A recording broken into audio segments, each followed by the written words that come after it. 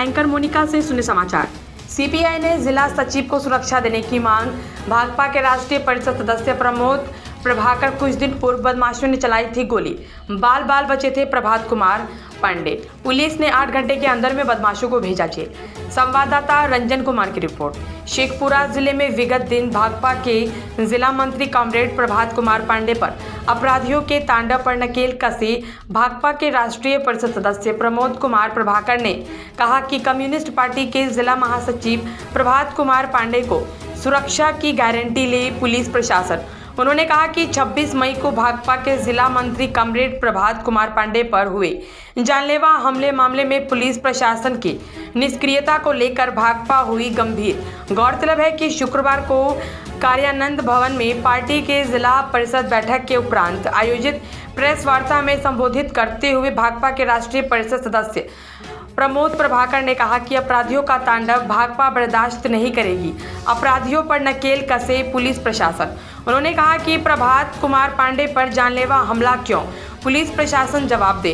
साजिशकर्ताओं का पर्दाफाश करे, इनके जान माल की सुरक्षा की गारंटी करे, नहीं तो भाकपा उग्र आंदोलन के लिए बाध्य होगी। उन्होंने कहा कि स्थानीय पुलिस पदाधिकारी मामले को दूसरा रूप देने का प्रयास कर रहे हैं, जबकि यह पूरी तरह से राजनीतिक षड्यंत्र एक रंजिश है।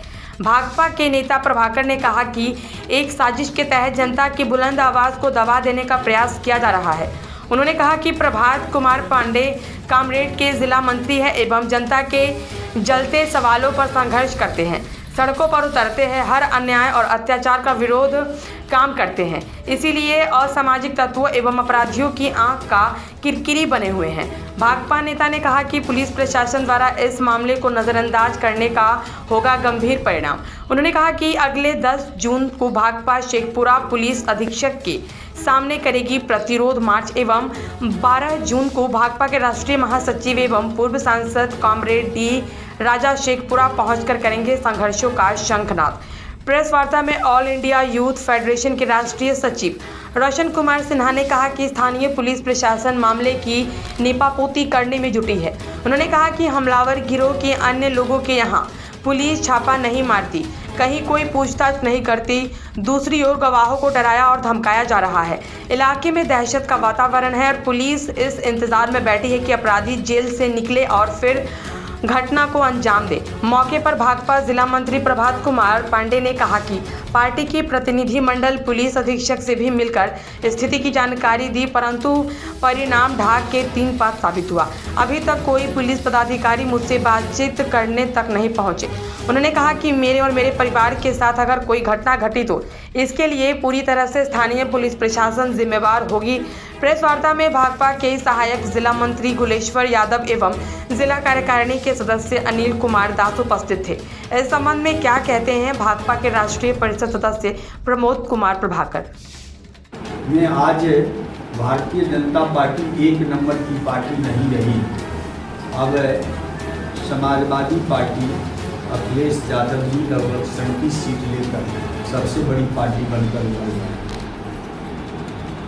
वह सबसे ज़्यादा कमज़ोर जो दिल्ली में हुए वो उत्तर प्रदेश के कारण। बंगाल से उनको सबसे ज़्यादा उम्मीद थी, लेकिन बंगाल ने भी कमाल कर दिया। ये अलग बात है कि कांग्रेस पार्टी और कम्युनिस्ट पार्टी को लाभ नहीं मिली, लेकिन तृणमूल कांग्रेस ममता बनर्जी को उम्मीद से ज़्यादा सफलता 30 सीटें पर सफल हो। केरल में भी बीजेपी ने अपना खाता खोल दिया। तेलंगाना में भी उसने खाता खोल दिया।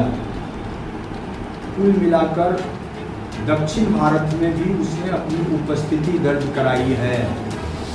लेकिन उत्तर प्रदेश, बंगाल, महाराष्ट्र, राजस्थान आदि राज्यों ने उनको झटका दिया और जिसका परिणाम हुआ कि वो बहुमत में नहीं आ पाए। जब 2014 में चुनाव हुआ था तो उनको 283 सीट मिला, यही ना राजेंद्र का 283। और जब 19 में चुनाव हुआ तो 303 मिल गया। तो इस बार जो प्रथम बार सरकार बनाए तो प्रधानमंत्री जी ने कहा कि मैं प्रधान सेवक हूँ। दूसरी बार जब प्रधानमंत्री बने तो उन्होंने कहा कि मैं चौकीदार हूँ। और 2024 के चुनाव से पहले वो कहने लगे कि मैं अविनाशी हूँ। तो उनके अंदर अहंकार टूट कर भर गया। उनके अहंकार इतनी कि वह किसी को लगाने नहीं लगे, अपने पार्टी में भी, दूसरी पार्टी को तो नहीं, अपने पार्टी के भी किसी नेता को उनको लगने लगा कि अब हम विश्व गुरु हो गए, दुनिया हमारी मुट्ठी में है। और उसी अहंकार से वो भाषण करते थे और विपक्षी दलों का मजाक उड़ाते थे। उनका स्तर इतना गिर गया, यहाँ तक कहने लगा कि विपक्ष के लोग मुजरा करें। आज़ाद भारत में आज तक कोई भी प्रधानमंत्री इतने अमर्यादित शब्दों का प्रयोग नहीं किया, इतने नीचे स्तर पर गिरने का काम नहीं किया जो नरेंद्र मोदी ने किया। निश्चित तौर पर नरेंद्र मोदी का प्रधानमंत्री बनना राष्ट्रीय कलंक का विषय है। मित्रों, सरकार बनाने की प्रक्रिया चल रही है। हमारे लेफ्ट पार्टी को थोड़ी सी सफलता मिली। पिछले चुनाव में कारणी के सदस्य कॉमरेड प्रभात कुमार पांडे पर जानलेवा हमला। घटना के इतने दिनों के बाद पुलिस इसको लिपापोती करने पर जुटी है। अभी तक साजिशकर्ता का पर्दाफाश नहीं हुआ, किसी के यहाँ छापे नहीं पड़े, कोई पूछताछ नहीं हुई। यहाँ तक कि प्रभात जी से भी कोई पुलिस आकर पूछताछ नहीं किया। मामले को दूसरा रूप देने के प्रयास में जुटी है पुलिस प्रशासन। मैं स्पष्ट रूप से कह देना चाहता हूँ कि अपराधियों का तांडव भाकपा बर्दाश्त नहीं करेगी। पुलिस प्रशासन अपराधियों पर नकेल कसे, नहीं तो इसका गंभीर परिणाम होगा। हमारी पार्टी भारतीय कम्युनिस्ट पार्टी की शेखपुरा जिला परिषद की बैठक संपन्न हुई है और बैठक के उपरांत हम आपसे मिल रहे हैं, आपसे बातचीत कर रहे हैं। हमारी पार्टी ने फैसला लिया है कि अगले 10 जून को हम पुलिस अधीक्षक के सामने प्रतिरोध मार्च करेंगे और अगले 12 जून को हमारी पार्टी के सबसे बड़े नेता, पार्टी के राष्ट्रीय महासचिव, पूर्व सांसद कॉमरेड डी राजा शेखपुरा पहुंचेंगे और संघर्ष का शंखनाद करेंगे।